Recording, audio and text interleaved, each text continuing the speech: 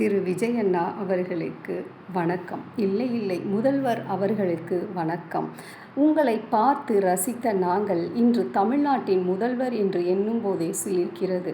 ஒரு மாற்றம் வேண்டும் என்று எண்ணினோம். அது நடந்தது இன்று உங்களால்.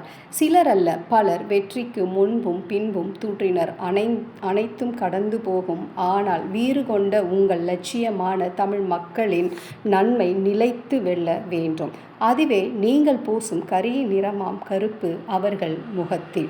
உங்களை தூற்றினாலும் உங்கள் கவனம் சிதறவில்லை. பின்பு மக்களாகிய எங்களை, ரசிகர்களாகிய எங்களை, படிப்பு அற்றவர்கள், கூத்தாடிக்கு தோள் கொடுப்பவர்கள், இன்னும் எத்தனையோ வசனங்கள். ஆனாலும் சினம் கொள்ள முடியவில்லை. நம் லட்சியமாம் வெற்றி என்று ஆனபோது ஒரு மாற்றம் வேண்டுமாயின் எதையும் தாங்கும் மனப்பக்குவம் அடைந்து விட்டோம். கனியையும் சுவைத்து விட்டோம். கனி விதையாகி விருட்சம் பெற வேண்டும். அதுவே நீங்கள் தீட்டும் திட்டம்.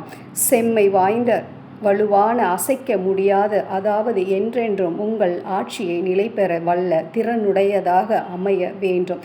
இதுவே உங்களை வெற்றி பெறச் செய்த எங்களுக்கு சமர்ப்பணமாக இருக்க வேண்டும்.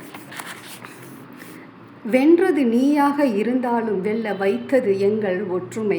பணத்தை புறம் தள்ளிய நாங்கள் உங்கள் மனத்தை வெல்ல நினைத்தோம். கேடாக தோன்றும் பேச்சுக்கள் காதில் விழாது போகவில்லை. அரிதாரம் பூசும் முகம் என்ற ஏளனம் வேறு. சிக்கல்கள் பல, இன்னல்கள் பல கடந்த நீ வாழ்க. சாதனை அல்ல இது, வேதனைக்கான மருந்து. கடக்க வேண்டிய தூரம் எங்கோ அன்று உன் சிந்தையில் உள்ளது. இம்சைகளும் வேண்டாம், கலகமும் வேண்டாம், முகம் பாராட்டும் கேடுகளும் வேண்டாம். லட்சியம் ஒன்றே உன் பாதை, வீரநடை போடு. என்றும் நாங்கள் உறுதுணையாக. நன்றி.